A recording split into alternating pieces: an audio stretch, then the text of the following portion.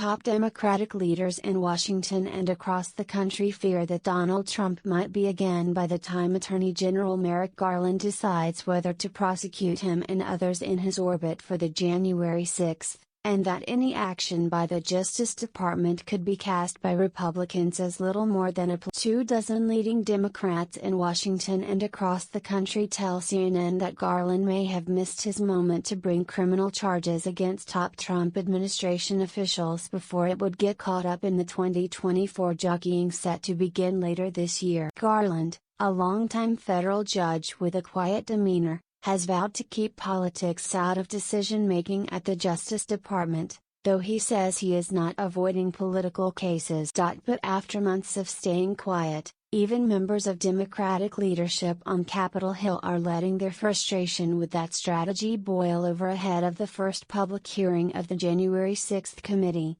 scheduled for Thursday evening, charging that the Attorney General is too focused on restoring. "None of it makes sense to me," Democratic Representative Jim Clyburn of South Carolina told CNN of Garland's approach. "You can't take politics out of politics.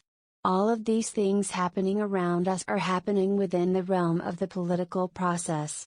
You just do your job as best you can, and you can't go around second-guessing what may or may not be political." Garland's pace, Democratic Representative Ruben Gallego of Arizona told CNN, could come at an enormous cost for the country. "I'm just not seeing the urgency from the Attorney General," said Gallego. "He's thinking more about protecting the institution of the Department of Justice. And I appreciate that, but he has to be thinking about protecting the institution of democracy." Some justice officials bristle at that criticism from Democrats, and they tell CNN that it comes off as self-serving and ignorant of important new developments, such as Monday's charges of seditious conspiracy against several Proud Boys. In recent weeks, there are public indications that the investigation has moved beyond the who attacked the Capitol on January 6, 2021, to people who played roles in setting up the ahead of the attack and who supported. As CNN reported in May, federal criminal investigators have expanded the investigation to gather information about fundraising and organizing for the political held immediately before Trump supporters stormed the Capitol. The criminal probe into efforts overseen by Trump officials to put forth alternate slates of to displace also has widened to multiple states. Justice officials tell CNN they believe that moving slowly and saying little bolsters their credibility, something they'll need as they investigate people associated with the 2020 Trump. Even so, prosecutors have charged more than 800 defendants as part of the largest investigation in U.S. Justice Department history. Prosecutors are also operating on legal calendars, not schedules, and the statute of limitations for many of the January 6th offenses is 5 years, ending in January 2026. Complex criminal cases take time, and justice officials say that moving quickly to satisfy critics risks doing even more harm to American democracy. The worst-case scenario would be to bring cases that fall apart at trial. One of Trump's favorite political moves is to promote whatever he can to suggest he is being victimized, or, even more so, that he has been exonerated. Getting tangled in political cycles. The longer the investigation stretches on, though, the likelier it is that any potential prosecution gets tangled up in the 2024 political cycle. The last thing prosecutors want to see is their work portrayed as a political witch hunt. The White House stands behind Garland, saying in a statement to CNN that he has shown competence and dedication every single day of the administration. The Justice Department declined to discuss the criticism on the record, but at a news conference last month on an unrelated matter, Garland alluded to the general critique. Justice Department investigations typically proceed in relative secrecy, he said. If we let all possible witnesses know exactly where we are at exactly what moment, it makes it very difficult to do our job of ensuring that the laws are not violated and that those who are accountable are brought to justice. In a Harvard commencement address last week, Garland said there was a direct attack on democracy. "We will follow the facts wherever they lead, he said. A justice official declined further comment beyond Garland's own words. For many Democrats, though, the time frame remains their biggest worry. Representative Adam Schiff, a California Democrat who's a member of the January 6 committee, argues that a long delay risks inadvertently establishing that the president is above the law. This seems to be something that goes beyond, you have to have more than a reasonable doubt before you indict the king, to you can't even start an investigation into credible allegations of criminality of the king, Schiff said. I don't think the founders would have ever countenanced that. In fact, I think they would have been aghast at that.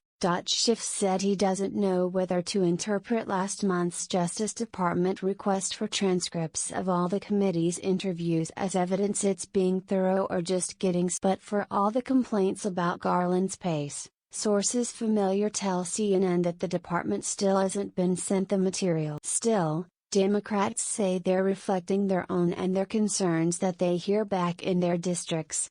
I want it done well, and want it done right, and want it done thoroughly, said Rep. David Cicilline, a Rhode Island Democrat who's a member of the House Judiciary Committee. But it feels like waiting too long, and waiting until it's closer to and makes it harder for it to be treated as a serious prosecution free from political interference. Dana Nessel, the Attorney General of Michigan, worries that federal prosecutors might run out of time. The last message that I want to convey is that if you take action to compromise our system, there will be no accountability, because that will inspire more people to engage in illegal conduct, said Representative Mondaire Jones of New York, a member of the Judiciary Committee, said he would never want to tell a prosecutor how to do their job. Most Democrats who have been paying attention to the rise of fascism within the Republican Party and the persistence of Donald Trump as a singular powerful figure within that party are surprised, Jones told. I would never want to tell a prosecutor how to do their job, but what I worry about is a squeamishness and a misguided, presumptuous feeling on behalf of the Attorney General that not prosecuting Donald Trump is critical to the survival of civility in America. Critics coming around. Former Assistant U.S. Attorney and Judiciary Committee member Rep. Ted Lieu of California said he wouldn't want to see Garland try to go after Trump with a misdemeanor, but if that's all the January 6 related evidence points to, the Attorney General should at least go after the former president on the obstruction of justice charges that were laid out and untouched in the Mueller report. The action between the Garland statements, though, has turned some critics around.